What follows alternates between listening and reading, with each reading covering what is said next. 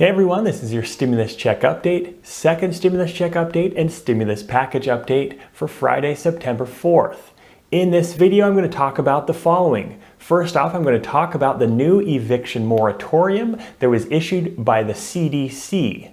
There are a lot of details that are specific in this moratorium that I want to share with you, and there's some good news and bad news for those of you on SSI, SSDI, Social Security, and VA benefits with regards to this eviction moratorium. So make sure that you listen till the entire video so that you'll see if you're eligible for this and how to actually take advantage of the eviction moratorium as well. After that, I'm going to talk about the second stimulus check and how the stimulus negotiations are going.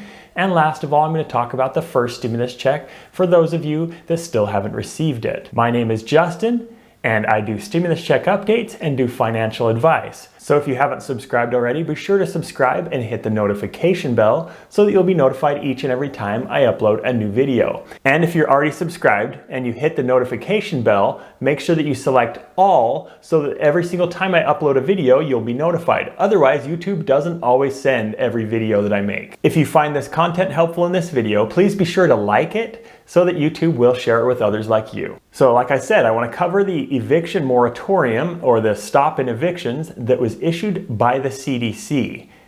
Now this is a little different than some of the past eviction moratoriums, and there are some different requirements for eligibility. So let's go over that. The CDC said that this order was put in place to stop the spread of coronavirus, and that was how they were able to do it as part of their jurisdiction. The CDC stands for the Center for Disease Control, but they're the ones that issued this eviction moratorium. As reported by CNN, the CDC's order said, "The ability of these settings to adhere to best practices, such as social distancing and other infection control measures, decreases as populations increase." Basically, if you have to move out of your place and move into a shelter or move in with family or something like that, then there's a potential that the coronavirus could spread more rapidly because you're with more people in a smaller space. So because of that, the CDC was able to issue this eviction moratorium. Now, these are the requirements to meet this eviction moratorium, and some of them are pretty specific, and some of them, unfortunately, may mean that those of you on SSI, SSDI, Social Security, or VA benefits may not be eligible for this eviction moratorium. So let me go through these now. First off, if you are a renter in an apartment, house, or mobile home, you are protected under this order, but only if you meet these requirements. First off, you are not able to pay rent due to a coronavirus-related job loss or income reduction. I'm not sure how that will work if you're on SSI, SSDI, Social Security, or VA benefits, as your benefits may not have changed because of the coronavirus. So if you do not have regular income that was impacted from the coronavirus or a job loss because of the coronavirus, you may not be eligible for this eviction moratorium. That's one of the pieces of the bad news. If you qualified for the first stimulus check, this is another one of the requirements. If you qualified for the first stimulus check or expect to earn less than $99,000 per year if you're single and filing single, or $198,000 per year and you file your taxes jointly, then you are also eligible. But you still have to meet each one of these requirements that I'm going through. The next requirement is that you have to have made an effort to get government assistance to pay rent that might be available to you or to a household member. So you have to have sought out government assistance to help pay for rent before you're eligible for this as well. You also must be able to show that your inability to pay is related to money problems due to the coronavirus, and that you have made every possible effort to make partial payments to your landlord. And the last requirement is that you would be likely homeless if you were kicked out of your current home. So those are the requirements. Now, how would you apply if you meet those first requirements? First off, there's not really an approval process. This isn't an approval process. You basically have to make a statement based on the form that is posted on the CDC website. And I will include a link to that form in the description below. Like I said, this is not an application to stop your eviction, but rather it is a statement made basically as a sworn testimony that these things are happening to you. Because it's a sworn testimony, you do not want to lie, make up any false information, and also make sure that you do not exclude any pertinent information on this form Otherwise, you could be fined, you could be put in jail, or you could be prosecuted because you falsified this statement. So make sure that your statement, that everything in this statement is true, and that everything that's happening to you can be proved. Basically, you don't want to lie on this form. So here's some more possible good news, bad news.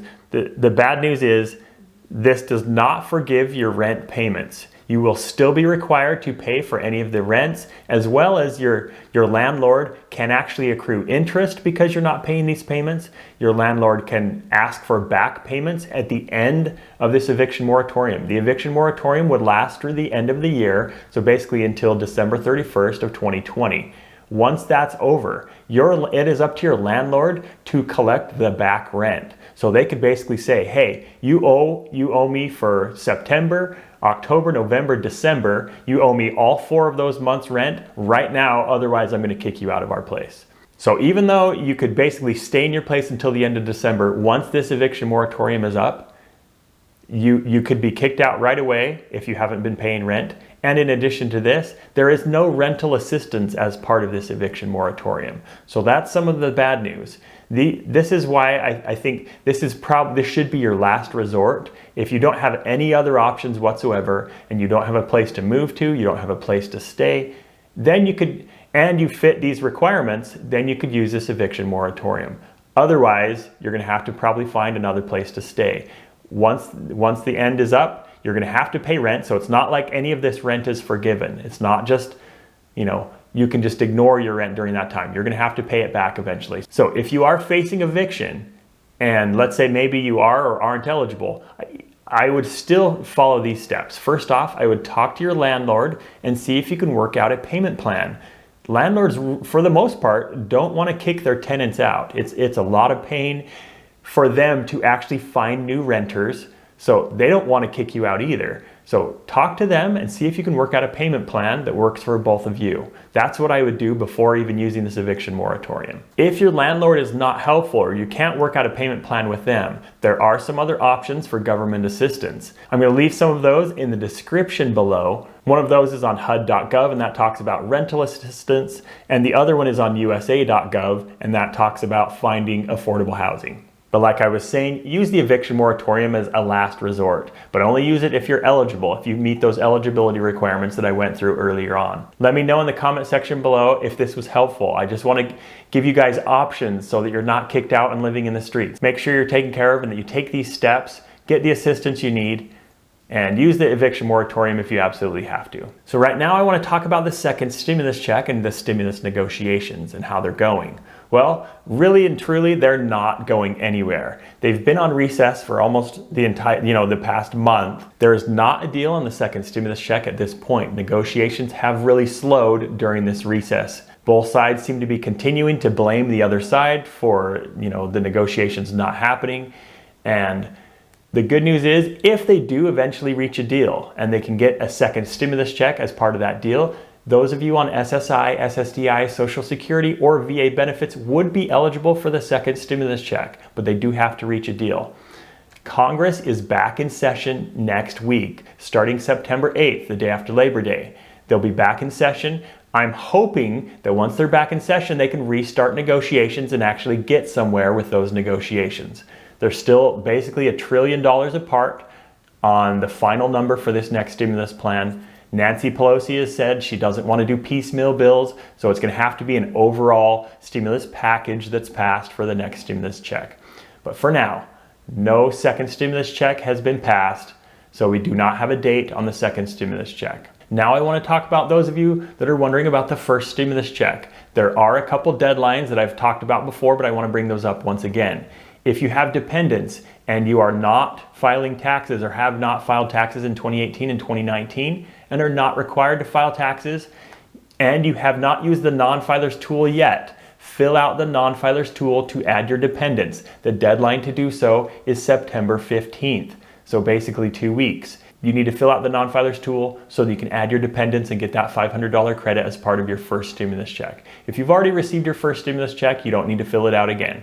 If you haven't received your first stimulus check and you do not have dependents that you need to add, the deadline to use the non-filers tool, if you're not a tax filer, is October 30th. You must use the non-filers tool, otherwise you're going to have to wait most likely until the start of 2021 to get your first stimulus check.